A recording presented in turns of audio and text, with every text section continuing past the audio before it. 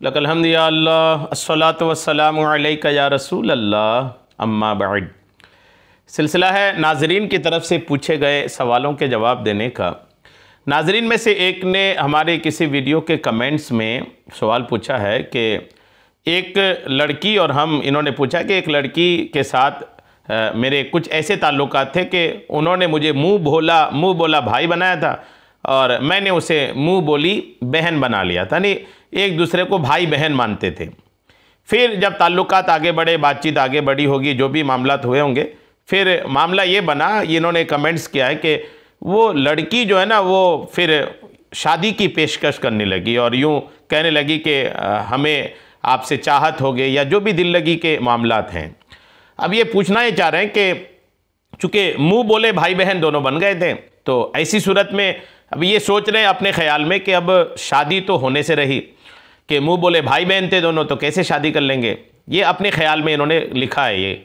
और फिर इन्होंने पूछा कि जब दुनिया में ये जो है शादी नहीं हो सकती तो क्यों ना ये दुआ करें कि आखिरत में हमारा मिलना हो जाए, आखिरत में हमारी शादी हो जाए।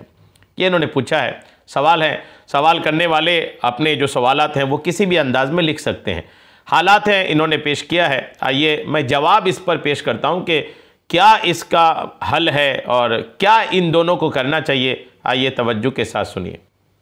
याद रखिएगा, इस्लाम में, शरीयत मुतहरा में मुँह बोले रिश्तों की कोई अहमियत नहीं है। मुँह बोला रिश्तों की अहमियत नहीं का मतलब यह है कि मुँह बोले भाई, मुँह बोले बहन के आपस में शादी हो सकती है। ये रिश्ता हराम होने की कोई और वजह अगर नहीं है तो सिर्फ इस वजह से कि मुंह बोला भाई मुंह बोली बहन एक दूसरे को बना लिए हैं तो अब निकाह नहीं हो सकता, ऐसा नहीं है। अगर कोई और दूसरी वजह नहीं है तो बिल्कुल ये रिश्ता निकाह में रुकावट नहीं बनता। आप बिल्कुल एक दूसरे से निकाह कर सकते हैं।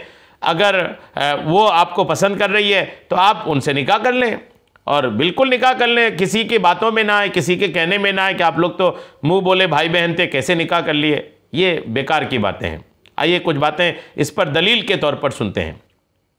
शरीयत मुतहरा में ले पालक यानी बच्चे जो पालते हैं वो मुंह बोले बेटे और फिर मुंह बोले भाई बहन, इनकी हकीकी औलाद या हकीकी भाई बहन की तरह इनको कोई हैसियत हासिल नहीं होती। और किसी को मुंह बोला बेटा बनाने से या मुंह बोला बेटा बनाने से वो हकीकी बेटा नहीं बन जाता। किसी को मुंह बोला भाई बनाने से वो हकीकी भाई नहीं बन जाता। मुंह बोली बहन बनाने से वो हकीकी बहन नहीं बनती। और ना ही इस पर हकीकी भाई बहन जैसे अहकामात जारी होते हैं, नहीं होते। अलबत्ता ये याद रखना चाहिए कि गोद में लेने वाले को बच्चे की परवरिश, तालीम और तरबियत, उसे आदाब व अखलाक सिखाने का सवाब मिलता है। अगर कोई बच्चा गोद ले और फिर उसको अपना बेटा माने तो उसकी जो परवरिश करेगा ना उसका सवाब मिलेगा, लेकिन हकीकी बेटे जैसे अहकामात उस पर भी जारी नहीं होंगे। जाहिलियत के ज़माने में यह दस्तूर था कि कोई किसी को मुंह बोला बेटा बना लेता था, कोई किसी को मुंह बोला भाई बना लेते थे, ये चलता था। इस्लाम में मुंह बोले रिश्ते की कोई अहमियत, कोई हकीकत नहीं है।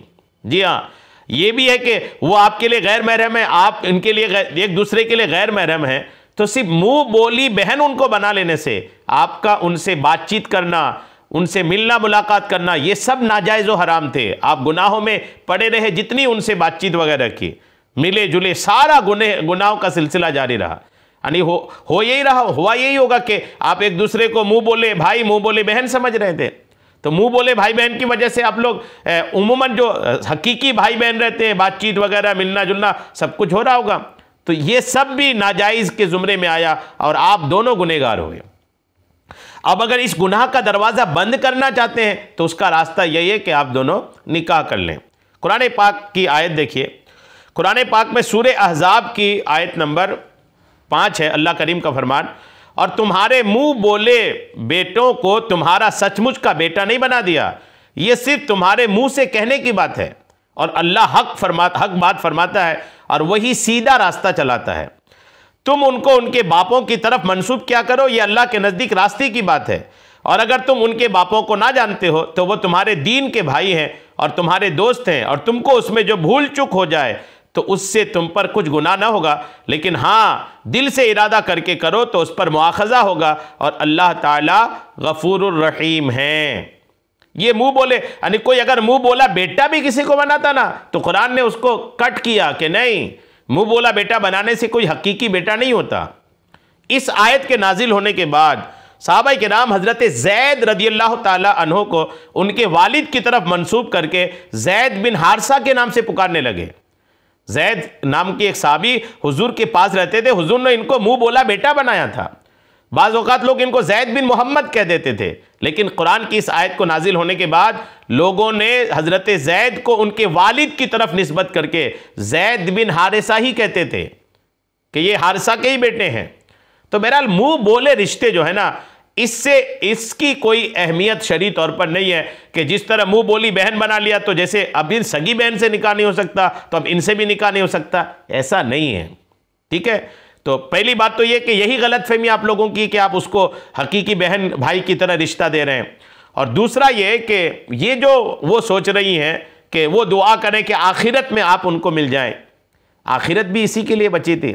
अल्लाह रहम करे, कहाँ जा रहे हैं हमारे नौजवान, आखिरत भी इसी के लिए कि दुनिया के इश्क मजाजी को पाने के लिए आखिरत में दुआ करें। जब क़यामत होगी ना, जब कब्र होगी, सारी इश्क मजाजियाँ धुएं की तरह उड़ जाएगी, समझ में आ जाएगा लोगों को कि ये दिल लगियों का मामला क्या है।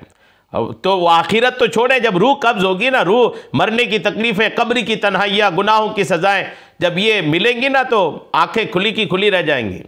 आखिरत भी इसके लिए है कि दुनिया के इश्क मजाजी को आप आखिरत में पाने के लिए दुआ करें।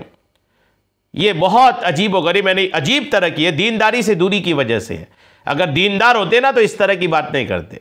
अल्लाह को पाने की कोशिश करें, आखिरत को में रब की रज़ा पाने की कोशिश करें, ये दुआ करें कि रब शफाअत नसीब फरमाए, गुनाहें माफ़ हो जाएं, अल्लाह करीम आखिरत में करम की नज़र फरमा दे, इस तरह की दुआ करें। इश्क मजाजी दुनिया में किए और वो पाने का कोई रास्ता नहीं हो तो आखिरत में आपको वो मिल जाए, आप इस तरह की दुआ करना, ये अजीब जुर्अत और हिम्मत की बात है। तौबा करें इस तरह की बातों से। और फिर ये कि अगर आखिरत में पाना चाहते हैं तो उसका तरीका दुनिया में है कि दुनिया में शादी हो जाए। तो दुनिया में अगर दो की शादी हो जाए तो यही किताबों में लिखा है कि अगर वो दोनों जन्नती हो गए, ईमान पर खात्मा हो गया, अल्लाह ने गुनाहें माफ़ कर दिया, बख्शिश हो गई या शफात मिल गई और जन्नत में चले गए, तो जन्नत में चूँकि जन्नती की हर ख्वाहिश पूरी की जाएगी, तो ये ख्वाहिश भी पूरी की जाएगी कि अगर शौहर बीवी जन्नत में भी साथ में रहना चाहें तो अल्लाह करीम दोनों को साथ में कर देगा। तो दोनों जन्नत में गए तब, दोनों का ईमान पर खात्मा हुआ तब जाके ये बातें हैं। तो अपनी आखिरत के ताल्लुक से अच्छी सोच रखिए। मुसलमान पैदा हुए, मुसलमान ही मरे, इसकी फ़िक्र कीजिए, ईमान की फ़िक्र कीजिए, अल्लाह की रज़ा की फ़िक्र कीजिए। अल्लाह करम फरमाए। बहरहाल जो बातें मुझे बेहतर समझ में आए मैंने पेश कर दिया है। अल्लाह करीम आपके हालात पर रहम फरमाए, इस्लाह फरमाए आपकी। आमीन। बिजाहिन नबील अमीन सल्लल्लाहु ताला अलैहि वसल्लम।